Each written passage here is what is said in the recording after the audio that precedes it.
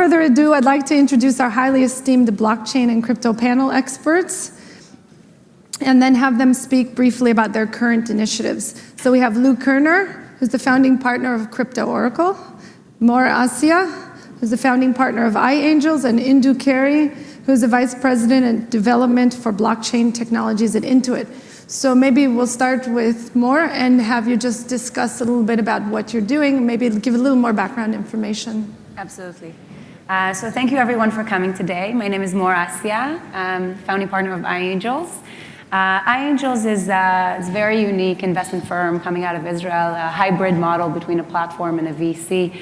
So we've been active for the last 5 years investing in Israeli technology companies, primarily in key sectors like enterprise software, blockchain, frontier tech, and environmental tech.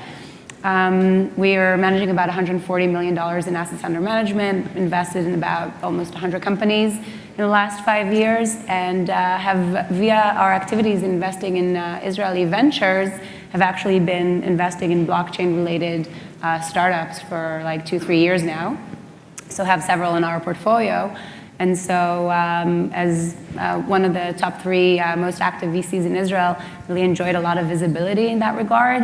And in 2017 have extended our activities in blockchain investments and have opened up a dedicated business unit to evaluate and invest in blockchain technology companies in Israel and abroad. So we've been very active in that space, and I'm excited to be here. Thank you. Thank you so much. Indu? Do one. So by way of introduction, Intuit is hopefully all of you will do your taxes, if not now, in the relatively near future. For those of you that use TurboTax, thank you for your business. About 30% of the nation's GDP flows through our accounting products, QuickBooks. We have looked at blockchain for a number of years now, and when we look at the potential for blockchain to transform the businesses that we're in, it seems a once-in-a-generation technology. And so very happy to speak more about that in the panel. Thank you so much. Lou? I'm Kerner. I'm a VC with CryptoOracle, and we're 100% focused on investing in companies that are in the process of tokenizing anywhere from an idea on a napkin up to including an ICO. Prior to that, for the previous 3 years, I was focused on investing in tech companies founded by Israelis, wherever they were. I did that as a partner at Flight VC, and now I'm optimizing for the intersection of crypto and Israel. Thank you. All right, I'm going to start off with some questions that actually our panel has discussed prior to this point. Thanks to Indu, we have this topic of conversation. One thought in the blockchain or crypto space that has been a surprise for you as you've navigated the space. Who wants to start? I can certainly take it, and then I would love to hear from my colleagues here. I think the thing that I've been surprised by the most in the blockchain space is how far hype has run ahead of reality. And to just put that in context. Do you mean that in a good way or a bad way? sounds like a bad way, the way you said that. You know, there is virtue to overselling something as long as you ultimately deliver value. I do personally believe it's a once-in-a-generation technology shift. I think what's happened is that we're focused as an industry a lot on the technology itself and not enough on what are interesting customer problems that can be solved in a very unique way using blockchain. And so that's the sense in which I mean that, hype has sort of outrun reality a little bit. And the other part of it is, I think in many ways the hype around blockchain is probably similar to hype on the internet around mid-90s, but the tooling, the infrastructure, the readiness is probably still in the mid-80s, right? And so there's a mismatch between what people want to do and what they're able to accomplish. The last thought I would just leave out there is one of the fundamental differences between blockchain and the internet is that the internet was able to deliver value on a one-on-one basis. I think for blockchain to truly deliver its value, most of the problems to look at, you really need network effects in place. And so network effects are really, really hard to build. And so not only do you need to pay attention to the technology side, but also to the business side, and how do you build these network effects. So that's sort of, those have been the big surprises. It's very interesting. In one of our panels earlier, someone said it's like we have a solution and we don't know what the problem is. I didn't quite want to say that, but I think there are some really interesting problems that I think we could go solve, but it really requires, as I said, network effects to be in place, and those are things that are really hard to put in place. Those are not trivial. Right? Mm-hmm. But I think, by the way, like you mentioned, there's a solution, but we're not sure what the problem is. I think it's many times the case with new innovation. Like before the iPhone, did someone know they needed an iPhone? Mm-hmm. But then when you had it, it's like, okay, I can't even imagine life without it anymore. And I think many times this is the case with real innovation that kind of like preempts, well, how do we create something new and make it a part of our lives? And by the way, I think something that we can kind of like a follow-on that kind of surprising element of hype, I think there's also accelerated evolution or maturity that happened just in 1 year. Just think where we were in 2000, like early 2017, and where we are today, in terms of how entrepreneurs approach ICOs, how they're building businesses, how they're building network effects, how they are showing the real necessity of the blockchain as a fundamental layer for their solution. Why with blockchain? Why do you actually need it? So I think in terms of even ICO and raising, you see a sense of maturity now, entrepreneurs looking at it significantly different, trying to be a little bit more humble with what their aspirations in terms of fundraising is, looking at really how to focus their efforts to make sure that there is a sense in what they're raising and that it's going to be successful. Because at the end of the day, if you can't create value with the token, and if you can't not only via successful fundraising, but actually in a longer period of time and approach are able to maintain engagement in your community, people are going to drop the token and there's not going to be value made. So entrepreneurs are a lot more incentivized to keep that going, to keep that machine going, to show value, to be able to execute so that there is real essence, real value created in the token economics. And even furthermore, how do they create enterprise value as well in parallel with raising a successful ICO? So there's still value in the IP and the technology made on the company level itself. Yeah, I was just saying, you talked about all of the hype, and in fact, there's a great law called Amare's Law, which is the rule that the impact of all great technological change is overestimated in the short run and underestimated in the long run. Yep. And there's no reason to believe that this is going to be any different. That's why I have a joke, which is a word I use to describe the tendency of markets to become bubbles and crash and become bubbles again. Right? I call that phenomena capitalism. Right, because that's what we do. But working in this every day and seeing all of the brilliant people, to me, one of the biggest differences between today and the beginning of the internet, and to me it feels like 93, 94 internet, but to me the biggest difference between today and then was the people who were going to the internet in 93 and 94 were quite often people who didn't have a lot of other opportunities. They didn't, maybe this internet thing, I'll give this a try. The people going to crypto now that I'm interacting with every single day are the smartest people in the world who are leaving jobs at Goldman Sachs and McKinsey and elsewhere because they see an incredible future. We've got a lot of work to do, but we're on the path. That's so true.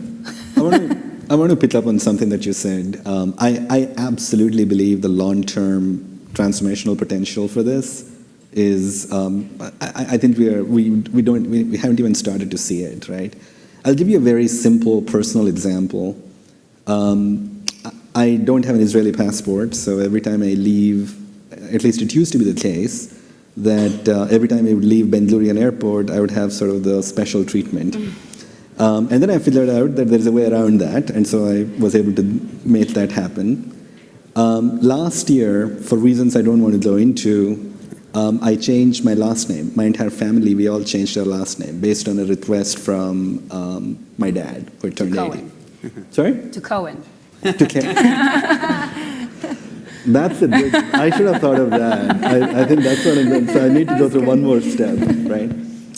So in a second, every one of my clearances is obsolete. And so where I could go through an airport line in like 3 seconds, it now takes like 35 minutes. And so I'm leading this dual existence right now where for some of the things I've changed over my identity, for some of the things I haven't. And so, which is ridiculous because I'm the same person. And I should have all the same privileges that I had the day before I changed my name. And it's 2018, right? And we still can't fix that. So identity is one of those big problem areas where I think blockchain will be absolutely transformational. And I think the way, and once I change my last name to Cohen, I think it'll be even Your life easier. is going to be Totally. So. transformed. That's right. You'll always be welcome in Israel. So I'll move on to the next question. Lou brought this up not too long ago that I thought was interesting. So the question is, when is crypto going mainstream? It's a great question and something that everybody wants to know the answer to. And something from my personal experience that is kind of the prism I look through is my first company started in 2000, was the top level domain .tv. We tried streaming video in 2000, wasn't ready yet. Fast forward in 2006, I was running a large social network. It seemed like it was finally time for video. So we looked at buying some video companies, looked at buying 3, including buying YouTube. We bought the biggest one. 3 months later, somebody uploaded a video on YouTube called Lazy Sunday.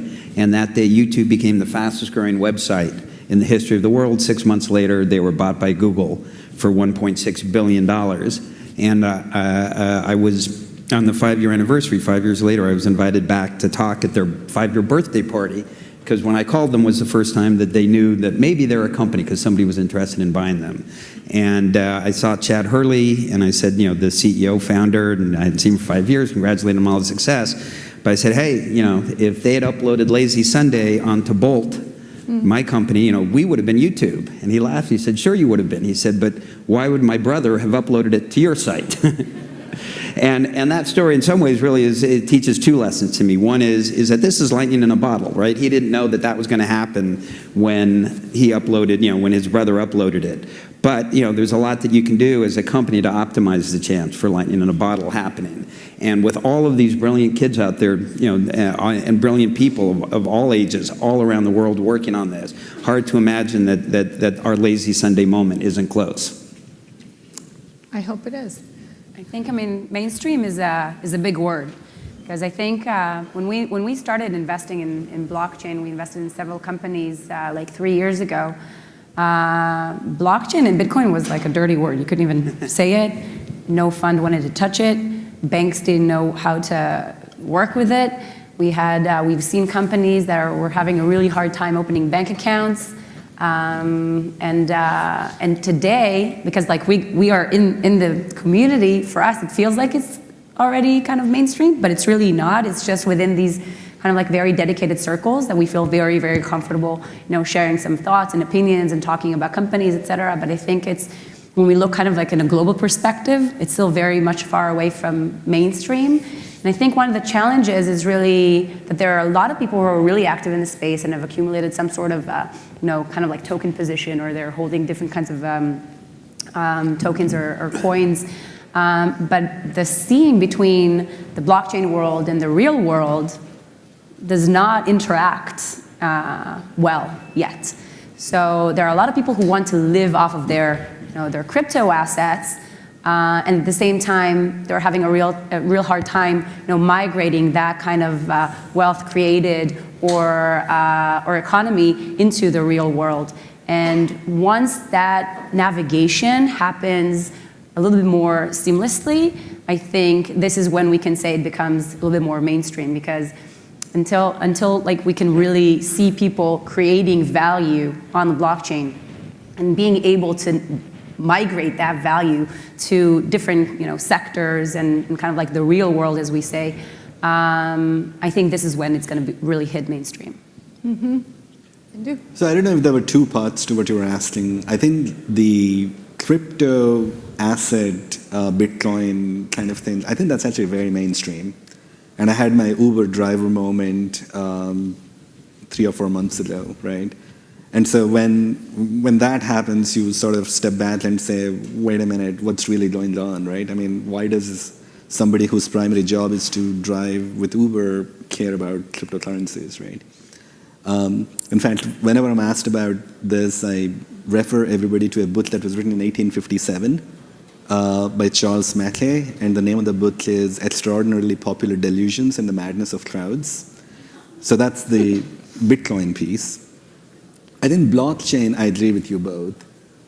We haven't quite had the Netscape moment, but I don't think we're that far. I think you have some of the most amazing people on the planet trying to figure out how to make it easier to build applications. There are people building out, without having to write code, how do you build distributed applications?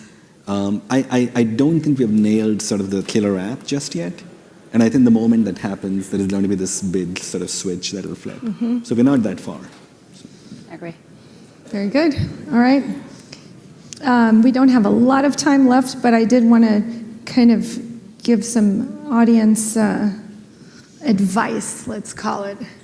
So, do you have any advice navigating trends, risks, challenges for blockchain strategy adoption or investment from your respective backgrounds? Hit it. I mean, I'll just start, from my perspective, this is going to be a massive, massive thing. And whether it's today or tomorrow, next week or in a year, nobody knows exactly when. But it seems to me that if it's going to be this huge thing, the sooner you get started trying to figure something out, the better off you're going to be. So, certainly, whether they're investors or large corporations looking to do something, just start doing something today and learning, and you'll be better off tomorrow. So jump in with 2 feet. I think one of the most uncomfortable feelings if you're in corporate America is when the CEO calls you up and says, what do we need to do in this space? And your response is, it's going to take a while before this becomes real, right? And so I think, just to expand on that, one of the biggest changes that will happen because of blockchain is that the way that we do business will change. And a lot of, so I use this analogy. I grew up in a really, really small town in India. And it was just a few thousand people. And you knew everybody else, right? Everybody knew everybody else. You knew when you're walking home from school, you knew which side of the train tracks to stay on, which side of the train tracks to stay away from. And there was this whole sort of trust network that was in the town that everybody sort of understood, right? And I think with blockchain, we are creating something like that at internet scale. And not just across consumers, but between businesses and other businesses and businesses and consumers. And it'll take a while to build, and then there'll be a moment when it'll appear. And when that happens, a lot of things that we do today will just be done very, very differently.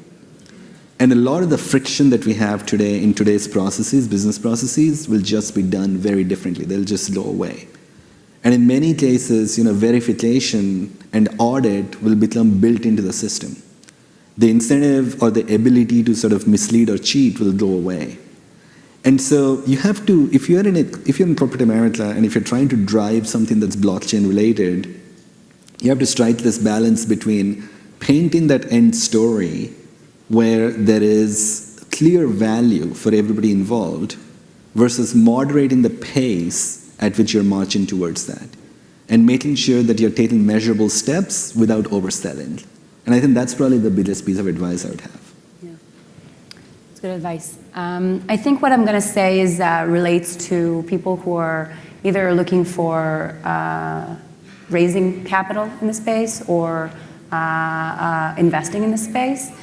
So from my observation, we see a lot of companies trying to understand how to take advantage of a hype or interest investors have in the space and are looking to maybe take a product and maybe try to do something on blockchain just to be able to enjoy kind of like some of that growth that we've been experiencing.